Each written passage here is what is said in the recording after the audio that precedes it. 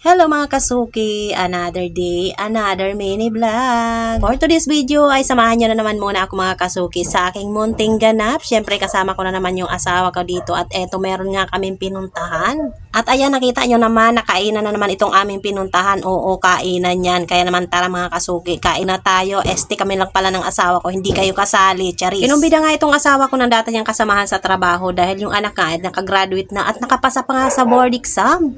At syempre kapag ganito nakapasa sa board exam yung anak mo, abay syempre sino ba namang magulang ay hindi magiging masaya, abay talagang paghahandaan mo yan ng bonggang-bongga. At kapag nga may handaan, alam mo na magiging ganap, syempre mangungumbida yung anak ng mga dating kaklase at syempre yung mga magulang ganun, mangungumbida din yan ng mga dating katrabaho at kaibigan. At eto na nga, nadamay nga kami sa kinumbida, kaya naman eto na nga, kumakain na nga kami dito, wala nang hiya-hiya to, bahala na kayo dyan at ang dami pang ang alak, ang daming soft drinks at ang dami rin pagkain, charis. At ang totoo dyan, hindi naman talaga ako kasama sa kinumbida, yung asawa ko lang talaga. Pero syempre, abay asawa ako, abay hindi ako papayag na hindi ako kasama, charis. Muntik pa nga kaming hindi matuloy dyan mga kasuki dahil itong asawa ko na inis dun sa isa kong anak, abay namumutla na sa sobrang galit. Kaya naman ang sabi ko, aba i-relax mo yung sarili mo at may pupuntahan pa tayong handaan. Sayang yun, pag hindi tayo nakapunta, naku, hindi tayo makakakain, ang dami pa naman pagkain. Ay hala, bakit kaya ganito yung mga sinasabi ko? Parang napapaghalata tuloy na atat-atak ako sa mga kainan. At ayan, nabubulol-bulol pa nga yan sa pagsasalita, pero wag nyo na lang yan pansinin. Pero ang totoo, yun talaga yung katotohanan. Charis! At dito nga sa part na to, tapos na kumain yung lahat, kaya naman ayan, nagsasayawan na nga at feeling ko nga mga lasing na yan, mga kaklase pala yan ng anak niya at kanina pa nga yan nag-iinuman pagdating namin. Syempre mga kasuki, tuwan-tuwa naman ako sa pagbibideo dyan dahil meron na naman akong i-content. At eto mga kasuki, para maniwala naman kayo na talaga nagsasayawan niya, mga saglit ko lang ipaparinig sa inyo yung music kasi naman baka ma-CPR naman tayo, lagot na naman tayo kay Lolo Mets.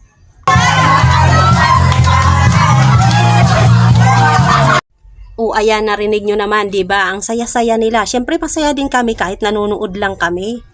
Eto, may isa pa kayong paparinig sa inyo. Ibang music naman to, syempre. At syempre, para iwas CPR, ito speed na lang muna natin. Pero halata pa rin naman, maririnig nyo pa rin naman at mararamdaman nyo pa rin yung indakan. Charis.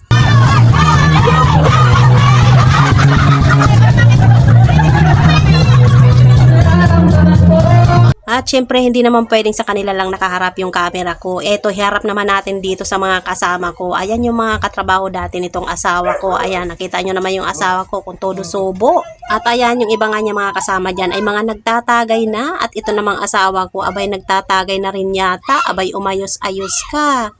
At syempre, yung iba sa amin ay kwento-kwentuhan. Kasama na rin ako dyan syempre sa nakikipagkwentuhan.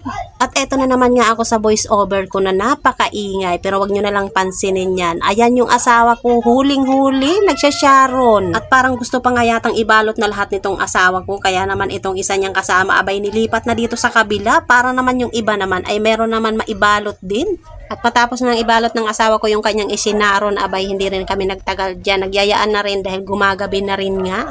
At ayan, nagbabiyahe na nga kami dyan pa uwi. At dalawa lang naman kami ng asawa ko, kaya naman ako lang yung nakasakay sa loob ng tricycle. Pagkatapos, nadaanan pa nga namin itong magagandang parol. Ang ganda ng mga ilaw.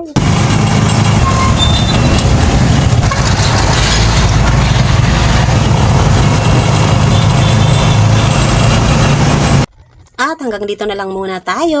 Maraming salamat sa panonood. Bye! See you on my next vlog.